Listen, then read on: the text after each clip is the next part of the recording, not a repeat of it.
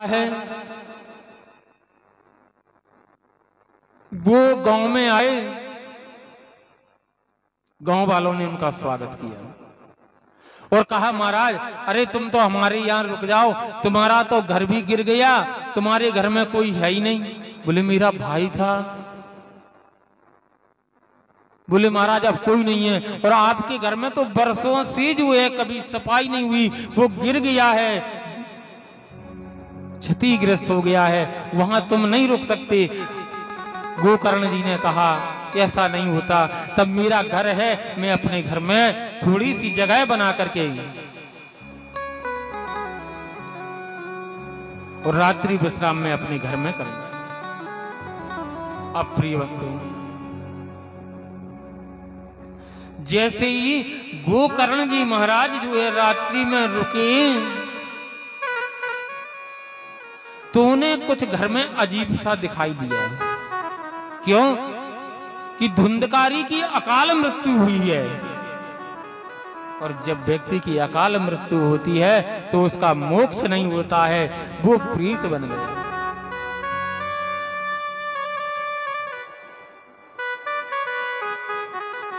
प्रीत बन गया।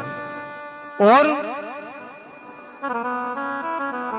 वहां गोकर्ण जी को ऐसा लगा कि कोई आत्मा इधर है। गोकर्ण जी बैठ जाते हैं, कहते भैया कौन हो, मेरे सामने आओ। तो तुम्हें पता है प्रीत भूत एक जगह नहीं टिक पाते, और वो कुछ खा भी नहीं पाते। उनका मुंह होता है जैसे सुई की नख होती है ना, जिसमें अपन धागा डालती है, उतना सा मुंह होता है। अगर बड़ा मुंह होता भूत का तो भूत इतना परेशान कर देता है थोड़ी में, अगर वो खाता होता उसका बड़ा मुंह होता तो वो अपने पूरे ही खा जाता है। इसलिए भगवान ने उसका मुंह बहुत छोटा बनाया। यहां गोकर्ण जी ने कहा भैया कौन हो, बात करिए मुझसे। वहां उस आत्मा ने बात किया, बोले भैया मेरे मोक्ष का कोई उपाय करो। प्रिय भक्तों, ये श्रीमद् भागवत की कथा लिखा है, इसमें श्रीमद् भागवती वार्ता प्रीत पीड़ा विनाशनी। ये प्रीत पीड़ा के लिए जो है नाश करने वाली है। यहां उन्होंने कहा भैया फिर, बोले भैया तुझे कथा सुनना पड़ेगी, मैं भागवत का पाठ करूंगा, तुम उसको सुन लेकर के तेरा मोक्ष हो जाएगा। बोले कैसे भैया? बोले मैं एक जगह नहीं रह सकता हूं। तो बोले क्या करें? तब जो है उन्होंने एक 7 गांठ वाला बांस मंगाया है। 7 गांठ वाला बांस मंगाया। बांस होता है पोला। अब उसमें वो प्रीत प्रवेश कर गया और महाराज जी कथा करने लगे। जैसे ही प्रथम दिवस की कथा होती है तो प्रथम गांठ फट जाती है, उसमें जो गांठ होती है फट जाती है। ऐसे 7 दिन तक, 7 दिन की कथा हुई, 7 गांठ फट जाती हैं और जो है उस प्रीत का उद्धार हो जाता है। इसलिए श्रीमद् भागवत की कथा प्रीत पीड़ा के लिए भी जो है दूर करने वाली है, करना चाहिए। कलयुग में इससे अच्छा कोई और साधन नहीं।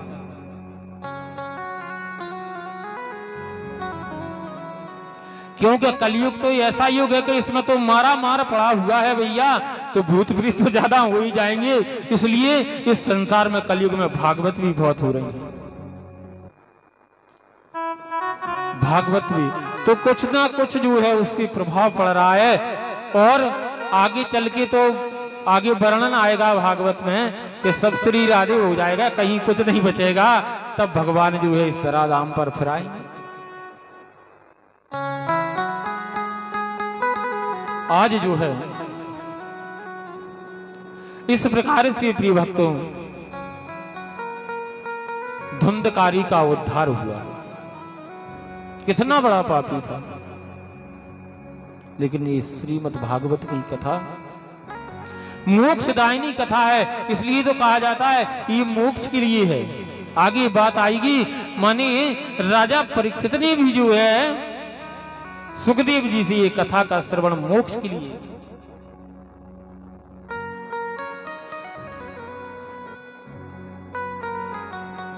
व्यक्ति सोचता है मेरा जीवन मंगलमय रहे। अरे भैया, जीवन मंगलमय रहे और मृत्यु भी मंगलमय होना चाहिए। मृत्यु भी खराब बुरी होती है ना, मृत्यु भी मंगलमय हो। इसलिए कथा श्रवण करना चाहिए। कथा श्रवण करने से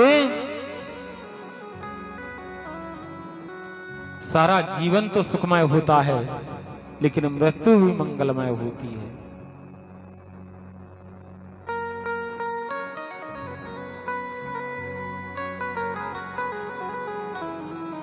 यहां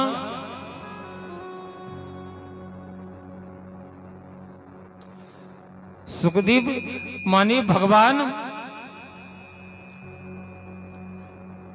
देमसारण्य के 88,000 ऋषि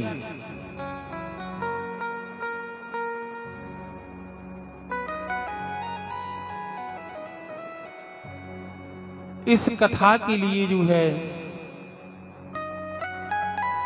श्रवण करते हैं।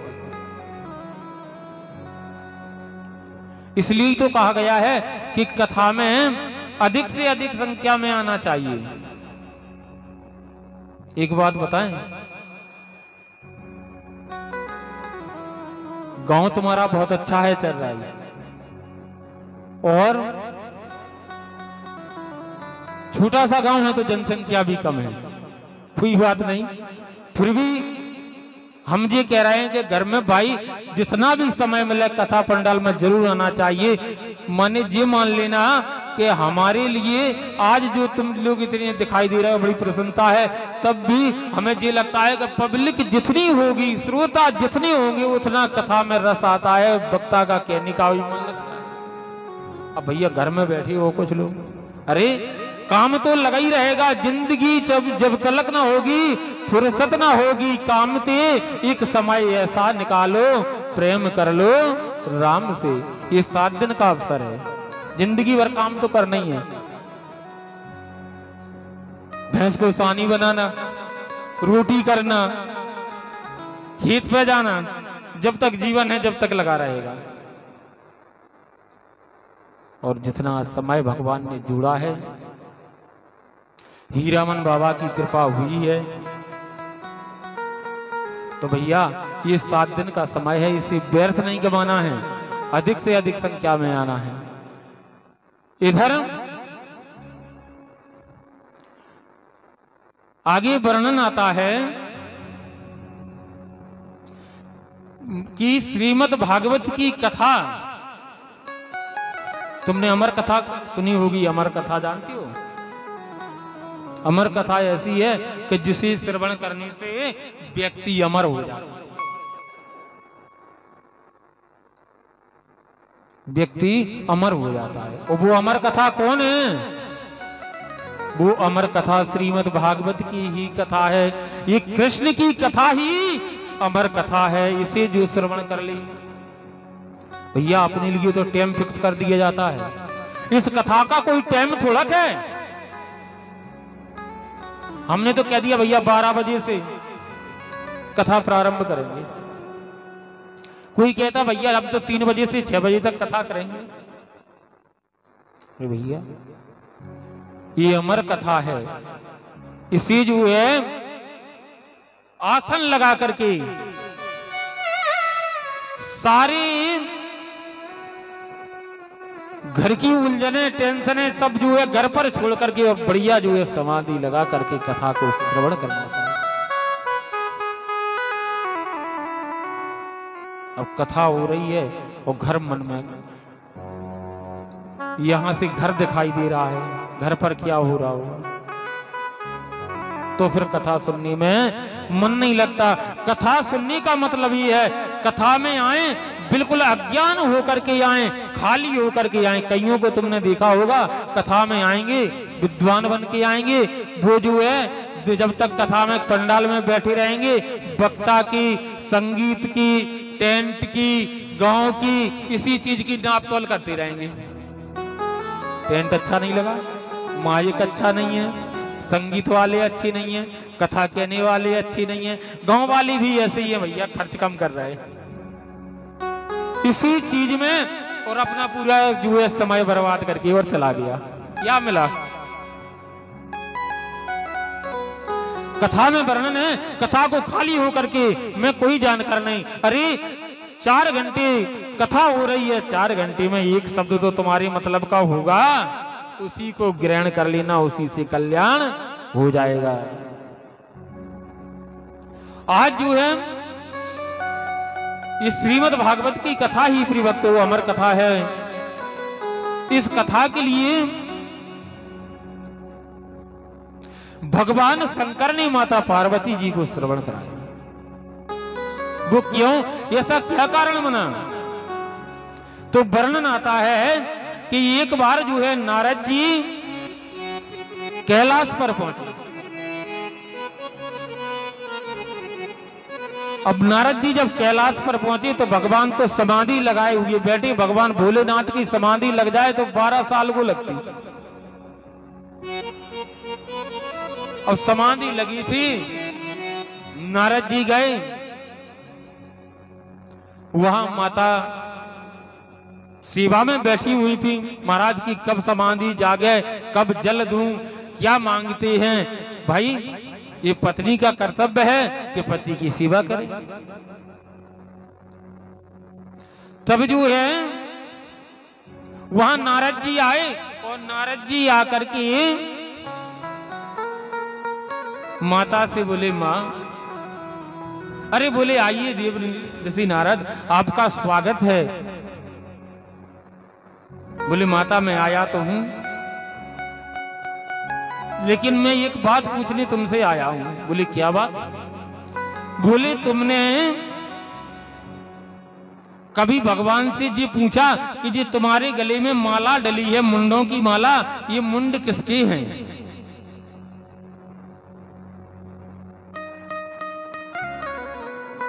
माता ने कहा ये तो मैंने आज तक नहीं पूछा। तो बोले आप पूछ लेना। ठीक है बोले नारद जी पूछूंगी। अब भैया माताओं से कोई ऐसी बात कह जावे कि तनक तुम पूछना तो माता के लिए तो फिर तसल्ली हो ही नहीं सकती, क्या कारण है? और वो तो समाधि लगी है, अब माता का समय भी नहीं कट रहा है, कब इनकी समाधि जागे और कब मैं ये बात पूछूं? जैसे ही प्रिय भक्तों भगवान की समाधि जागती है, भगवान जैसे समाधि से जागी तो माता दौड़ करके जल लेकर के जाती थी, आज जल लेकर के नहीं गई। बोले प्रभु एक बात पूछूं? महादेव ने सोचा जी क्या मतलब? अरे बात तो अभी भी पूछी जा सकती थी, जो पहले से चला आ रहा है नियम वो कुछ नहीं, क्या बात है पूछिए। बोले महाराज आप ये बताइए कि आपके गले में जो माला है ये किसके मुंडों की माला है? भगवान शंकर जी समझ गए कि कोई गुरु मंत्र दे गया।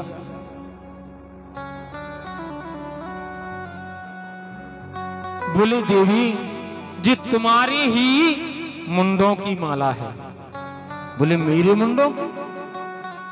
हाँ। बोले जब जब तुम जो है जन्म लेती हो और मरती हो तो मैं तुम्हारे बगैर वियोग में रह नहीं पाता, तब मैं बोले आपकी एक मुंड की माला धारण कर लेता हूं। अब उन्होंने कहा अरे मैं तो बहुत बार मर गई, पूरी माला बन गई। वो बोले तब से आप एक भी बार नहीं? शंकर जी ने कहा नहीं मैं नहीं। बोले ऐसा क्यों? भाई मैंने इतनी बार मर लिया और जन्म ले लिया और तुम एक भी बार नहीं? शंकर जी बोले मैं। बोले क्यों? बोले मैं जो है अमर कथा को जानता हूं, मैंने अमर कथा को श्रवण किया है इसलिए नहीं। बोले प्रभु स्वामी आप तो बड़े स्वार्थी हैं, मुझे बार बार जन्म लेना पड़ रहा है और मर रही हूं, और आप उस दवाई को जानती हैं जिससे आप अमर हैं। वो दवाई मुझे नहीं दे सकते थे, मैं भी अमर हो जाती। भगवान शंकर ने कहा देवी अब वो दवाई ऐसी नहीं है। बोले वो क्या है? बोले ये अमर कथा है, आप अगर अमर कथा को श्रवण कर लेंगी तो आप भी अमर हो जाएंगे। माता ने कहा प्रभु देखो अब तो मुझे चिंता लग गई है, आप जानती हो तो मुझे सुनाइए, मैं तो आपके ही साथ रहती हूँ। बोले ऐसे नहीं, बोले कथा को आसन पर बैठना होगा और हुंका देना होगा।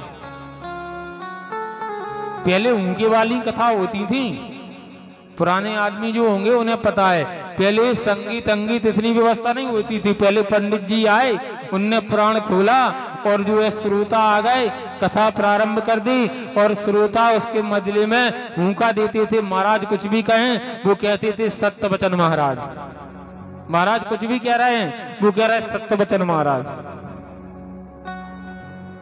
महाराज ने एक बार परीक्षा ली, बोले भैया एक मक्खी उड़ी, बोले सत्य वचन महाराज। बोले एक गुप्ता जी की दुकान में गई, बोले सत्य वचन महाराज। बोले 20 किलो गुड़ लेकर के आई, बोले सत्य वचन महाराज। बोले क्या खा के सत्य वचन महाराज? मक्खी छोटी सी होती 20 किलो गुड़ लाएगी? तुम कैसे श्रोता हो? सो भैया हुंका की कथा बन।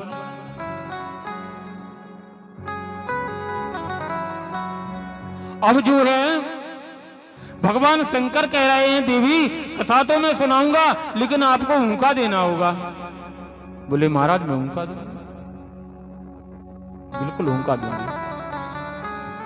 भगवान शंकर ने कहा कि भैया अब देखो ऐसा है कि कोई और ना सुन ले इस कथा के लिए, जो सुनेगा वो अमर हो जाएगा। तो भैया शंकर जी ने सबसे पहले डमरू बजाया, डमरू बजाया। फिर शंकर जी ने